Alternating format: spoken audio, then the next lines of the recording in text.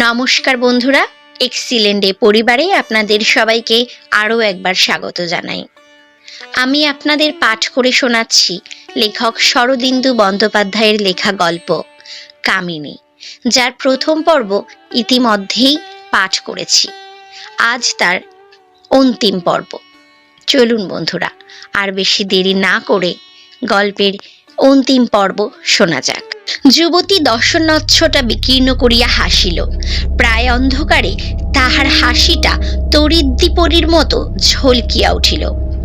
সে বলিল, তোমার গাড়ি দাওয়ায় তুলে রাখো, আমি আসছি। যুবতী ঘরে প্রবেশ করিল।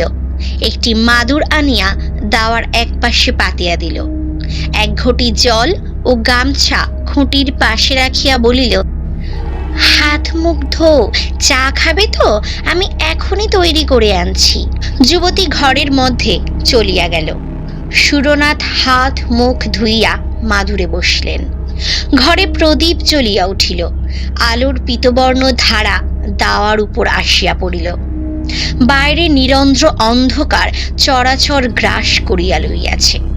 সুরনাথ বসিয়া চিন্তা করিতে লাগিলেন।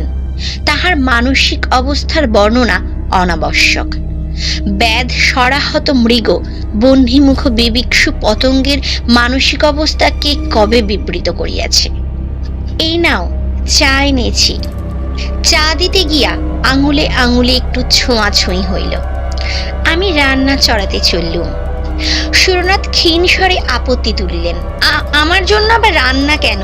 ঘরে মুড়ি মুরগি যদি কিছু থাকে তাই খেয়ে শুয়ে থাকবো।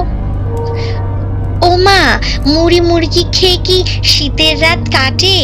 রাত উপসী হাতি টলে। তোমারও তো লজ্জায় কাজ নেই, 1 ঘন্টার মধ্যে রান্না হয়ে যাবে। যুবতী চলিয়া গেল। সুরনাথ চায়ের বাটিতে চুমুক দিলেন। পিতলের বাটিতে গুড়ের চা, কিন্তু খুব গরম। তাহাই ছোট ছোট চুমুক দিয়া পান করিতে করিতে তাহার শরীর বেশ চাঙ্গা হইয়া উঠিল। সুরনাথ লক্ষ্য করিয়াছিলেন কুটিরের মধ্যে 2টি ঘর, একটি রান্নাঘর, অপরটি বোধহয় শয়নকক্ষ। তিনি অনুমান করিলেন দাওয়ায় মাদুরের উপর তাহার শয়নের ব্যবস্থা হইবে। সেই ভালো হইবে, কোনো মতে রাত কাটাইয়া ভোর হইতে না হইতে তিনি চলিয়া যাইবেন। ঘণ্টাখানেক পরে যুবতী দ্বারের কাছে আসিয়া বলিল, ভাত বেড়েছি, খাবে এসো। সুরনাথ উঠিয়া ঘরের মধ্যে প্রবেশ করিলেন। বাহিরের ঠান্ডার তুলনায় ঘরটি বেশ আতপ্ত। পীরের সামনে ভাতের থালা, প্রদীপটি কাছে রাখা হইয়াছে। আয়োজন সামান্যই, ভাত, ডাল এবং একটি চচ্চড়ি জাতীয় তরকারি। সুরনাথ আহারে বসিলেন। যুবতী অতি সাধারণ গৃহস্থালির কথা বলিতে বলিতে ঘরের এদিক ওদিক ঘুরিয়া বেড়াইতে লাগিল। সুরনাথ লক্ষ্য করিলেন, রান্না করিতে করিতে যুবতী কখন পায়ে আলতা পড়িয়াছে। যুবতী সুরনাথের সঙ্গে সহজভাবে কথা বলিতেছে, অথচ তিনি হু হাঁ ছাড়া কিছুই বলিতেছেন না। বিপদের সময় যে ডাকিয়া ঘরে আশ্রয় দিয়াছে, খাইতে দিয়াছে, তাহার সহিত অন্তত একটু মিষ্টালাপ করিবার প্রয়োজন আছে। তিনি শামুকের মতো খোলের ভিতর হইতে গলা বাড়াইয়া বলিলেন, তোমার নাম কি? এক ঝলক হাসিয়া যুবতী বলিল, কামিনী। নামটা তপ্ত লোহার মতো সুরনাথের গায়ে ছ্যাঁক করিয়া লাগিল। তিনি শামুকের মতো আবার খোলের মধ্যে প্রবেশ করিলেন।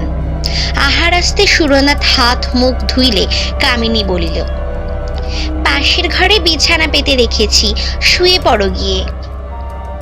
সুরনাথের বুক ধড়াস করিয়া উঠিল। তিনি তোতলা হইয়া গিয়া বলিলেন, আমি বাইরে মাদুরে শুয়ে রাত কাটিয়ে দেব। কামিনী গালে হাত দিয়া বলিল, ও মা, বাইরে শোবে কি? শীতে কালিয়ে যাবে যে, যাও বিছানায় শো গিয়ে।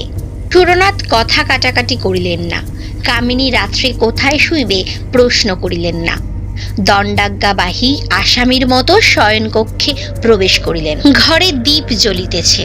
মেঝের উপর খড় পাতিয়া তাহার উপর তোষক বিছাইয়া শয্যা। সুরনাথ সুটকেস আনিয়া বস্ত্রাদি পরিবর্তন করিলেন, তারপর প্রদীপ জ্বালিয়া রাখিয়াই শয়ন করিলেন। চোখ বুজিয়া তিনি পাশের ঘরে খুটখাট ঠুনঠান বাসনকোসনের শব্দ শুনিতে লাগিলেন। ইন্দ্রিয়গুলি অতিমাত্রায় তীক্ষ্ণ হইয়া উঠিয়াছে। তাহার মনের উত্তাপ একটি সুদীর্ঘ নিঃশ্বাসে বাহির হইয়া আসিল। চোখ বুজিয়া অনেকক্ষণ শুইয়া থাকিবার পর তিনি আচ্ছন্নের মতো হইয়া পড়িয়াছিলেন। হঠাৎ চটকা ভাঙিয়া গেল। তিনি চোখ খুলিয়া দেখিলেন কামিনী নিঃশব্দে কখন তাহার বিছানার পাশে আসিয়া বসিয়াছে।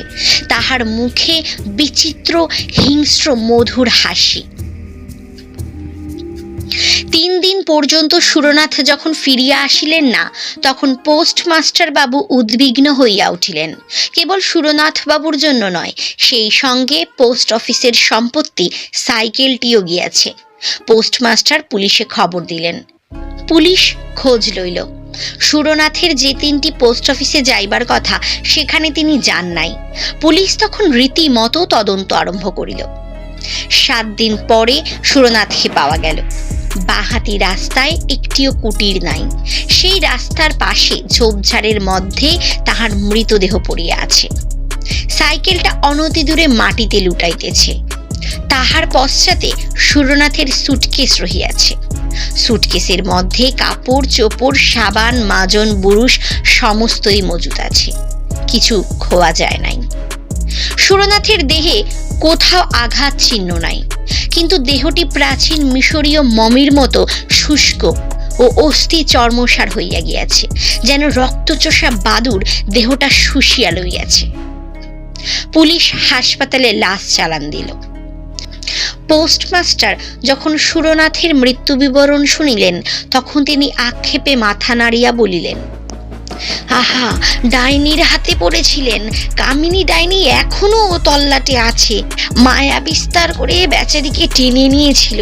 আমি ইন্সপেক্টর বাবুকে সাবধান করে দিয়েছিলাম, বলেছিলাম বাহাতি রাস্তা ভালো নয়, কিন্তু উনি শুনলেন না।